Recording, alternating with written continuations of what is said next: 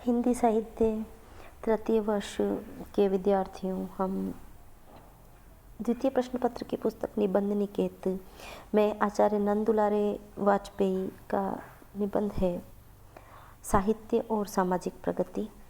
इस पर अध्ययन कर रहे हैं और इस पर इसके 2 पृष्ठ हम पढ़ चुके हैं।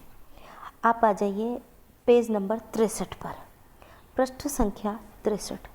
पृष्ठ संख्या 63 पर हम दूसरे गद्यांश में आते हैं, जहाँ पर नंद दुलारे वाजपेयी साहित्य और सामाजिक प्रगति से साहित्य और समाज के बीच का संबंध बता रहे हैं कि किस तरह से एक व्यक्ति कवि समाज में लिखता है और लिखने पर वो किस तरह से उसको समाज से जोड़ता है, अपने साहित्य को समाज से जोड़ता है। तो पृष्ठ संख्या 63 पर, किसी भी युग में, किसी भी शैली के, संसार के किसी भी देश के किसी श्रेष्ठ कवि को उदाहरण स्वरूप ले लीजिए, उपयुक्त तथ्य का प्रमाण मिल जाएगा। किंतु आज हमारे देखने में ऐसे समीक्षक और लेखक आ रहे हैं जो मार्क्सवाद की स्थूल दृष्टि से काव्य की समीक्षा करते हैं और काव्य की रचना भी करते हैं। मार्क्सवाद हो या कोई भी वाद हो, वह काव्य की कसौटी नहीं बन सकता।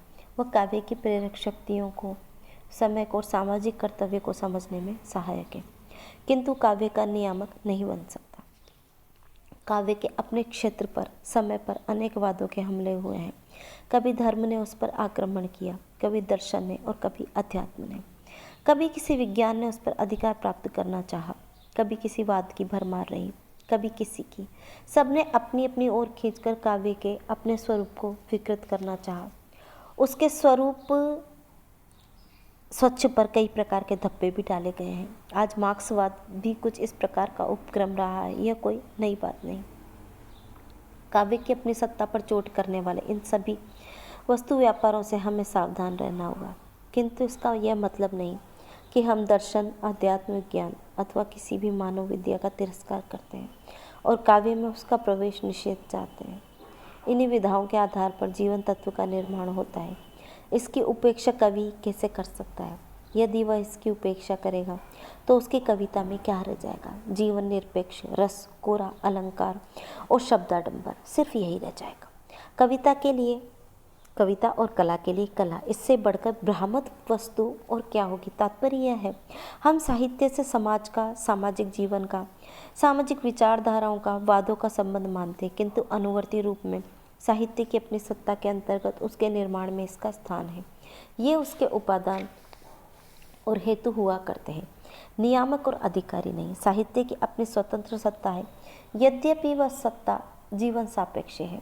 जीवन निरपेक्ष कला के लिए भ्रांति है, जीवन सापेक्ष कला के लिए कला सिद्धांत है। संक्षेप में यही हमारी स्थिति है। काव्य या साहित्य के अनेक विभाग हैं, गद्य और पद्य, दृश्य और श्रव्य उसके अनेक उपविभाग हैं।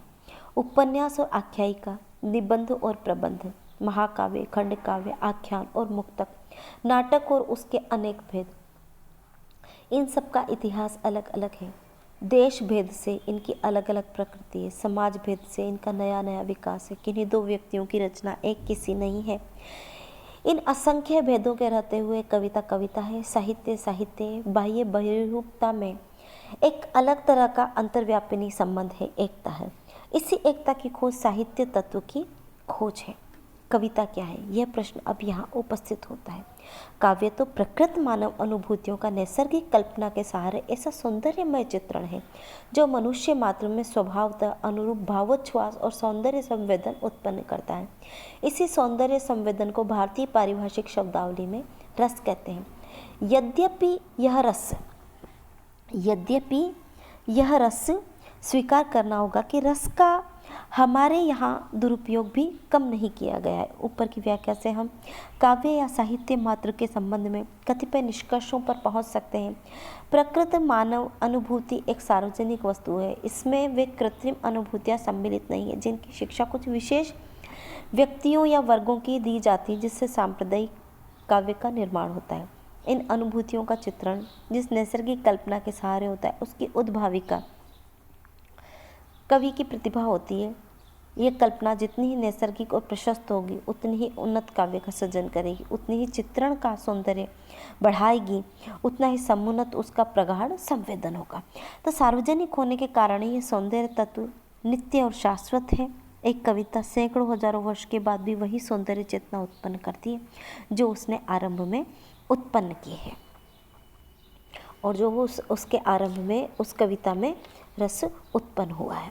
अवश्य कविता सार्वजनिक और शाश्वत वस्तु है, किंतु कवि के व्यक्तिगत विकास और संस्कार के अनुसार उसकी सौंदर्य अनुभूति की शक्ति मात्र और कीमतीपन में अंतर हुआ करता है, और उन अनुभूतियों को व्यक्त करने की सामर्थ्य या योग्यता भी कम से कम अधिक हुआ करती है। इन सारी वस्तुओं का परिचय हमें कवि की उस रचना से प्राप्त होता है। इसलिए काव्य विवेचन में रचना या अभिव्यक्ति सब कुछ नहीं होता। वास्तव में काव्य के उत्कर्ष या अपकर्ष की परीक्षा इन्हीं विशेषताओं के आधार पर की जा सकती है। यो व्यावहारिक विभाग के लिए हम महाकाव्य, गीतिकाव्य, उपन्यास, आख्यायिका और नाटक के विभाग करते हैं। उनके विभिन्न तत्वों का इतिहास और सामाजिक विकास क्रम में उनके परिवर्तित स्वरूपों का अध्ययन करते हैं, किंतु काव्य साहित्य का तात्विक मूल्य तो अब हम उसके प्रथम वर्गीकरण में ही कर सकते हैं।